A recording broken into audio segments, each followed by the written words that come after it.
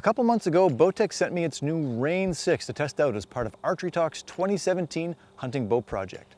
This bow is set up with a QAD Ultra Rest, Trophy Ridge, React H5 sight, and Stinger Counterslide stabilizer. The Reign 6 has an axle-to-axle length of 32 5/8 inches, a brace height of 6 inches, an IBO rated speed of 350 feet per second, and mass weight of 4.3 pounds. The bow carries an MSRP of $999. I'm shooting this bow with the draw length set at 29.5 inches and the draw weight set at 60 pounds. My bow is dressed in Kryptek Raid Camo that is flat out stunning in person. Fit and finish is excellent. I am seeing some minor serving separation on one of the cables, but it's barely worth mentioning. In typical Bowtech fashion, the Reign 6 is a bow tuner's dream.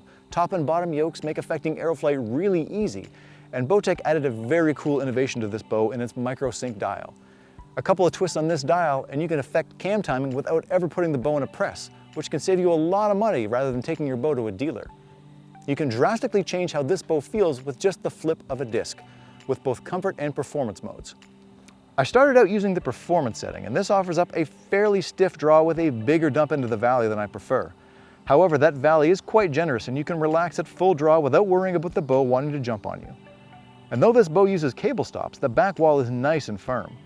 The big benefit of performance setting is speed. I ran this bow through a chrono with a 398 grain gold tip Valkyrie arrow and saw an average speed of 302 feet per second. That is blistering fast with a 60-pound bow.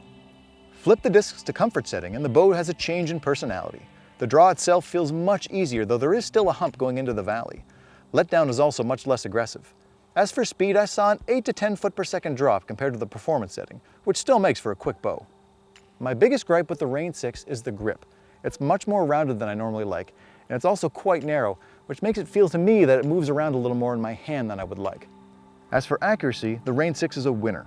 If I'm on point with my form and execution, I get very nice groups up to 60 yards, similar to the Fanatic 3.0 I tested earlier this year.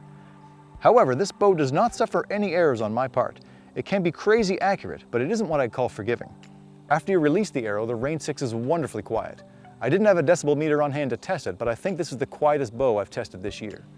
If you're in the market for a bow, you can tune any way you like. Head to your Bowtech dealer and take out the Reign 6 for a test drive.